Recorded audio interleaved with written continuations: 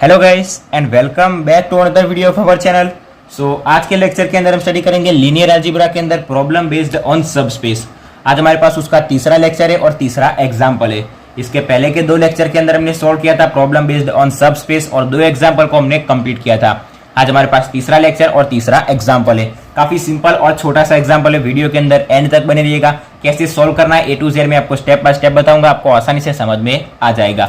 So start करते हैं। सबसे पहले क्या दिया हुआ है कि चेक दैट इफ ए, यहाँ पर ए हमको क्या दिया हुआ है, एक सेट दिया हुआ है। ए इक्वल्स हमको दिया हुआ है कि P बिलोंग्स टू P और जो P होगा वो क्या होगा, degree of P equals to 4। इसके पहले के लेक्चर के अंदर हमको जो डिग्री दी हुई थी वो क्या थी, P लेस देन और इक्वल्स टू 3 था। यहाँ पर दिया हुआ है कि P equals to 4। Then A is subspace of P और नॉट, ये हमको चेक करना है। सबसे पहले हमारी दो लाइन लिखेंगे, फिर लिखेंगे कि A हमारा जो सेट है वो क्या होगा, नॉन एम्प्टी सेट होगा। तभी हम दो कंडीशन को अप्लाई करेंगे। अगर दोनों कंडीशन अप्लाई की सेटिस्फाई होती है सो क्या होगा, सब स्पेस ऑफ P होगा। सो आंसर स्टार्ट करते हैं। काफी सिंपल सा एग्जांपल है। आंसर सबसे पहले हमको क्या दिया हुआ है, जो सेट दिया हुआ है वो यहाँ पर हम लिखेंगे कि हियर गिवन दैट एक सेट दिया हुआ है। सेट A इक्वल टू हमको दिया हुआ है P बिलोंग्स टू P और क्या दिया हुआ है कि degree of P equals to 4। अभी हम क्या लेंगे, उसके एग्जिस्ट लेंगे। सो देयर एग्जिस्ट सबसे पहले के लेक्चर के अंदर में देखा था, उसके अंदर हमको डायरेक्टली क्या दिया हुआ था, एक सेट दिया हुआ था। यहाँ पर सेट बनाने के लिए एक टर्म यानी कि एक कंडीशन दी हुई है। अभी हम क्या करेंगे, सबसे पहला सेट बनाएंगे P of X। P of X क्या होगा, अभी यहाँ पर P क्या दिया हुआ है कि P belongs to P। P क्या होगा, जो बड़ा P है उसके अंदर से बिलोंग करेगा, जिसकी डिग्री क्या होगी, degree of P equals to 4 यानी कि A0 X की पावर 4। P की पावर क्या होगी, P इक्वल्स टू 4 यानी कि उसकी पावर क्या होगी, 4 होगी। इसके पहले के लेक्चर के अंदर क्या था, P less than equals to 3 यानी कि मैं लिखा था A0 X4 plus A1 X3 A2 X2 और A3 लिखा था। यहाँ पर P की पावर क्या है, सिर्फ 4 है। सो A0 X4, ठीक है। वैसे हम क्या लिखेंगे, and Q of X, and हमारे पास दो टर्म होने चाहिए। And Q of X equals to हम लिखेंगे A0 की जगह B0 X की पावर 4। अभी हमको पता है कि ये दोनों के दोनों किसके अंदर से बिलोंग करने होने चाहिए, ये सेट के अंदर से, और सेट किसके अंदर से बिलोंग होता है, P के अंदर से। सो डायरेक्टली हम लिखेंगे कि here P of X and Q of X is belongs to A, जो हमारा सेट है, और A क्या होगा, सब स्पेस ऑफ P, ठीक है। अब हमको पता है अगर P of X Q of X दोनों के दोनों अगर A के अंदर से बिलोंग करता है सो A क्या होना चाहिए, नॉन एम्प्टी होना चाहिए। अगर वो P के अंदर से बिलोंग करता है तो वो क्या होगा, ऑलवेज नॉन एम्प्टी होगा। सो लिखेंगे कि हियर गिवन दैट क्या दिया हुआ है कि A is not equals to 5। A is not equals to 5 means क्या होगा कि A is a non empty set. A is a non empty set, ठीक है। ये हमारी तीसरी लाइन हो गई। अभी हम क्या करेंगे, डायरेक्टली फर्स्ट कंडीशन अप्लाई करते हैं। So now applying first condition.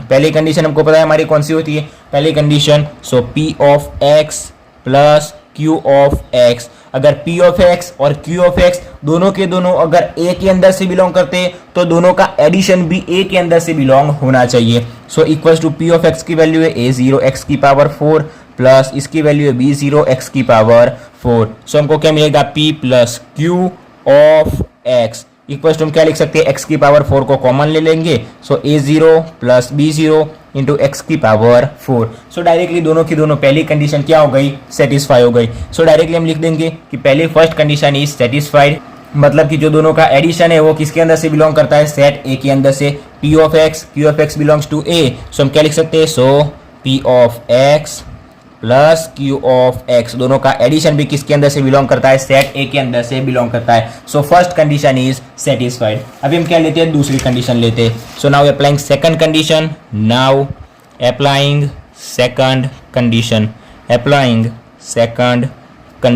अभी हमारी सेकंड कंडीशन के हम क्या अंदर क्या लेंगे, एक स्केलर लेंगे अल्फा। सो हम लिखेंगे कि for any scalar alpha such that, alpha क्या होगा, such that alpha is belongs to real number के अंदर से अल्फा होगा। अभी क्या करेंगे, P ऑफ X को अल्फा से मल्टीप्लाई करेंगे। So alpha into P of X equals to alpha P of X की वैल्यू क्या है, A0 X की power 4। So alpha P of X is equals to alpha a0 x की power 4। दूसरी condition भी क्या हो गई, सिंपल से सेटिस्फाई हो गई। सो क्या लिख सकते हैं कि अल्फा p ऑफ x वो भी किसके अंदर से बिलोंग करेगा, सो सेट A के अंदर से। और A क्या है हमारा, सब स्पेस ऑफ S। यहाँ पर भी हम लिखेंगे कि belongs to A and A is subspace of S। यहाँ पर दोनों की दोनों कंडीशन सेटिस्फाई हो गई। पहली कंडीशन कौन सी थी, P ऑफ x और Q ऑफ x, हमारे पास दो टर्म थे और दोनों के दोनों हम अगर A के अंदर से सेट के अंदर से बिलोंग करते तो दोनों का एडिशन भी सेट के अंदर से बिलोंग होना चाहिए। सो बिलोंग्स टू S हमको मिल गया। For an scalar alpha P of x equals to वो भी क्या होना चाहिए, A के अंदर से बिलोंग होना चाहिए। ठीक है, यहाँ पर हमने अल्फा P ऑफ x लिया, वैसे हम अल्फा Q ऑफ x भी ले सकते हैं। ठीक है, हमको एक ही को प्रूव करना है। So alpha P of x equals to हमको मिल गया बिलोंग्स टू A। ठीक है, और A क्या होगा, सब स्पेस ऑफ S। ठीक है, सो यहाँ पर डायरेक्टली हम लिख सकते हैं कि both the conditions are satisfied here, both the conditions are satisfied, both the conditions are satisfied। so हम क्या लिखेंगे कि so the given set A equals to this, then this is subspace of P। फिर से मैं बोल रहा हूँ, क्या लिखेंगे कि here both the conditions are satisfied, so A equals to this set is subspace of P। यहाँ पर हमारा एग्जाम्पल क्या हो जाएगा, डायरेक्टली कंप्लीट हो जाएगा।